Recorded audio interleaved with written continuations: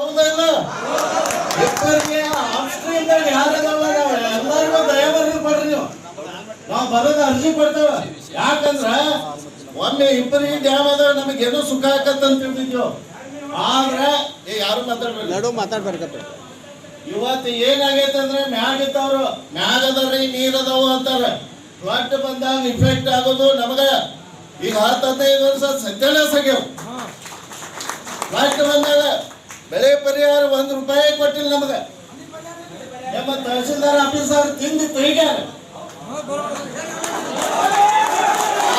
ತನಕ ಹೋಗಿ DC ತನಕ ಹೋಗಿ ಅರ್ಜಿ ಕೊಟ್ಟರು ಇನ್ನ ತನಕ ಅದನ್ನ ಕ್ಲಿಯರ್ ಮಾಡಿಲ್ಲ. ಒಂದು ದುರ್ದೈವ ಹೇಳ್ತಾನೆ ನಿಮ್ಗ. ಇವತ್ತು ನೀರಿದ್ದು RTMC ನಮಗೆ ಸಾಲ್ವಲ್ತು. ಯಾವಾಗೋ ಬರಗಾಲ ಬರ್ತದೆ. ಏನ್ ನಿದ್ದೆ ಮಾಡ್ತಾರೆ ನೀವು? ಸರ್ಕಾರದವ್ರು ನಿದ್ದೆ ಮಾಡ್ತಾರೆ. ಈಗ ನೀರು ಮುಗಿದಂತ ಲೈಟ್ ಬಂದ ಇದರ 2 ತಿಂಗಳಿಂದ ಎಲ್ಲಿಂದ ನೀರು ತರೋ ವ್ಯವಸ್ಥೆ ಮಾಡಬೇಕು. ಮಾನ್ಯ ಜಿಲ್ಲಾಧಿಕಾರಿಗಳಿಗೆ ಮನವಿ ಮಾಡ್ತೇನೆ ನಾನು. ನಮಗೆ ಕೇಳೋರು ಯಾರು? ತಾಯಿ ತಂದೆ ಯಾರು? ಆಫೀಸರ್ ನೀವು ಮಾಡ್ಬೇಕ್ರಿ, ರಾಜಕಾರಣಿಗಳು ಮಾಡಬೇಕು, ಮಂತ್ರಿಗಳು ಮಾಡಬೇಕು. ಇಲ್ಲಿ ಬಂದ ಚಂದ್ರವಾಡದವ್ರಿಗೆ ನೀರು ಬಿಡ್ತೇವೆ ಅನ್ನೋದು ನಾವು ಅವರ ಕುಡಿ ತಗಲಾಡಿ ನಾವು ನೀವು ಚಪ್ಪಲಿ ಹೊಡ್ಕೊಂಡು ನಾವು ಮನೆಗೆ ಹೋಗೋದು. ಇದನ್ನು ಮೊದಲ ಅರ್ಥ ಮಾಡ್ಕೊಳ್ರಿ. ಏನು ಮ್ಯಾಗಿಂದ ಬಿಡ್ರಿ, ನಿಮಗೆ ನೀರು ಕೊಡ್ರಿ. ಅವ್ರು ಕುಡಿಯೋ ನೀರು ಬೇಕಾದ್ರು ನಿಮಗೆ, ನಮಗೂ ಕುಡಿಯೋ ನೀರು ಬೇಕಾಯ್ತು. ಪೆಟ್ರೋಲ್ ನೀರು ತಗೊಂಬರ್ರಿ, ಬೆಳಿಗ್ಗೆ ತಗೊಂಬರ್ರಿ. ಆದ್ರೆ ಕೃಷ್ಣಾ ನದಿಯಿಂದ 10 ಕಿಲೋಮೀಟರ್ ಮ್ಯಾಗ ನಾವು ಪೈಪ್ಲೈನ್ ಮಾಡ್ಯಾವ. 1 ತಾಸು ಆರ್ಡರ್ ಮಾಡ್ತಾರೆ. ಬರೀ ಬಟನ್ ಮಾಡಿದ್ರೆ ನೀರು ಹೋಗ್ಬೇಕಂದ್ರೆ 4 ತಾಸು ಬೇಕ. ಕುಡಿಯೋ ನೀರು ಏನು ತುಂಬ್ಕೊಳ್ಳೋದೈತೆ ಜಿಗಿದು ಅಟ್ಟ ನೋಡೋದು.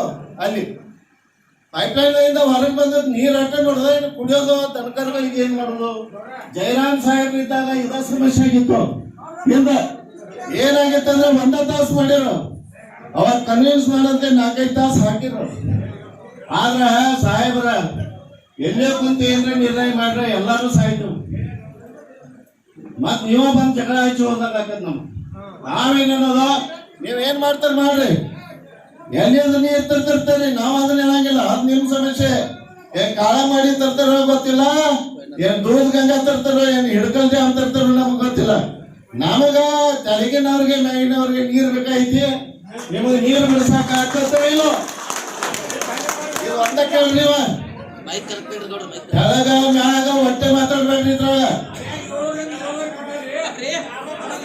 ನೀವು ಒಂದ್ ಸ್ವಲ್ಪ ಕೊಡ್ರಿ. ಡ್ಯಾಮ್ ಆಗಿ 20 ವರ್ಷ ಆಯ್ತು. ಇವತ್ತು ಪುನರ್ವಸತಿ ಕೇಂದ್ರಗಳು ಇಲ್ಲ ನಮಗ. ಇವತ್ತು ಫ್ಲಡ್ ಬಂದ್ರೆ ಭಿಕಾರಿಗಳ ಜೊತೆ ಎಲ್ಲಿ ಗಂಜಿ ಕೇಂದ್ರದಾಗ ನಿಂದಿರ್ಬೇಕು ನಾವು. ಏನ್ ಮಾಡಿದ್ರೆ ಪುನರ್ವಸತಿ ಇದ